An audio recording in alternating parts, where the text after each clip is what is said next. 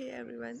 सो इस वीडियो में हम सेंट्रल गवर्नमेंट की इनडायरेक्ट टैक्सेस पढ़ने वाले हैं। सिर्फ 4 टैक्सेस हैं जो सेंट्रल गवर्नमेंट की इनडायरेक्ट टैक्स है।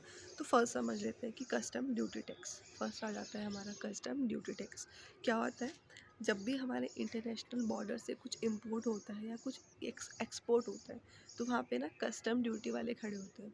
जैसे ही कोई चीज़ नीचे उतरी तो उस पर हमें कस्टम ड्यूटी टैक्स देना पड़ता है। मतलब कस्टम ड्यूटी टैक्स किस पे लगता है?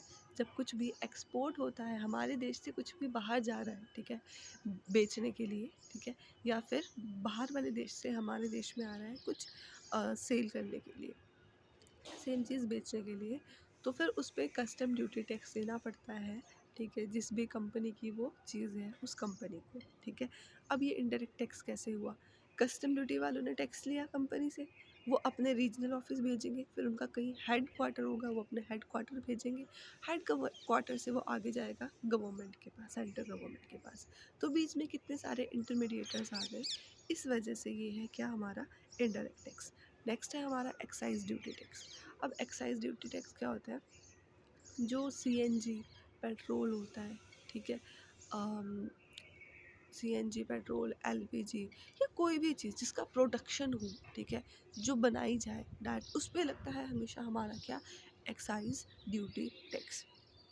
मान लो कोई चीज़ कुछ इस तरह से समझ लेते हैं कि मान लो लेवाइस बाहर का ब्रांड है, हमारा ब्रांड नहीं है, पर उसका जो ब्रांच है वो इंडिया में खुली हुई है, ठीक है। अब वो क्या कर रहे हैं, इंडिया में आके प्रोड्यूस कर रहे हैं ना, तो उन्हें कौन सा टैक्स देना पड़ेगा? Excise duty tax. किस वजह से?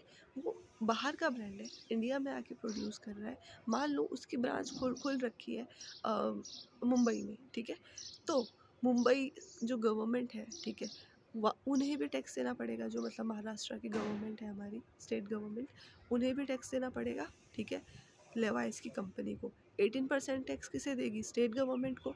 और 18% टैक्स किसे देगी? सेंट्रल गवर्नमेंट को। तो जो एक्साइज टैक्स होता है वो स्टेट का भी बनता है और सेंटर का भी बनता है।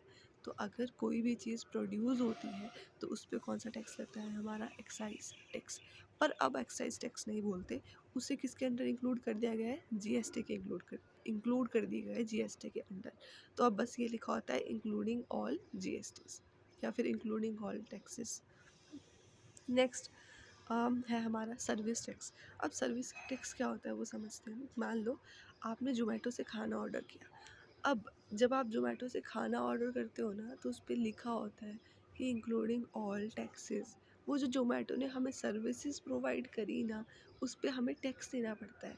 ठीक है, इनडायरेक्ट कैसे हुआ? क्लियर सी बात है, हमें तो नहीं लिखा होता ना कि हाँ ये टैक्स हम सीधा गवर्नमेंट को तो नहीं दे रहे कि गवर्नमेंट हमें सर्विस दे रही है, नहीं, जोमेटो कंपनी वाले हमें सर्विस दे रही हैं, ठीक है। हम जोमेटो वालों को पैसे देते हैं और जोमेटो वाले आगे गवर्नमेंट को पैसे देते हैं, ठीक है। जोमेटो वाले भी आगे टैक्स पे करते हैं ना, तो ये क्या हुआ? Indirect tax. नेक्स्ट देखते हैं central state tax. Central state tax क्या होता है? मान लो मैं हिमाचल से हूँ, ठीक है, और मेरे गांव में एप्पल बड़े अच्छे हुए हैं। अब मैंने सोचा कि यार ये एप्पल ना मुझे सिर्फ हिमाचल में थोड़ी ना सेल करने हैं, मुझे ये एप्पल दिल्ली में भी सेल करने हैं, ठीक है। मैंने यहाँ से उठाए अपने एप्पल और चल दी मैं कहाँ पे? दिल्ली चल दी, ठीक है, उन्हें सेल करने के लिए। पर मैं ऐसे सेल नहीं कर पाऊँगी, मुझे दिल्ली गवर्नमेंट को भी कुछ क्या करना पड़ेगा? टैक्स पे करना पड़ेगा, ठीक है। तो इसे हम क्या बोलते हैं? Central state tax. मतलब जब भी आप इंटर स्टेट कुछ भी सेल या परचेज करते हो, ठीक है, तो उस पर जो टैक्स देना पड़ेगा उसे हम कहते हैं सेंट्रल स्टेट टैक्स। तो ये थे सेंट्रल गवर्नमेंट के सारे इनडायरेक्ट टैक्सेस, 4 हैं मेनली। ये इस टैक्स को भी अब हमने जीएसटी के अंडर इंक्लूड कर दिया है। तो this was all for the day, thank you very much.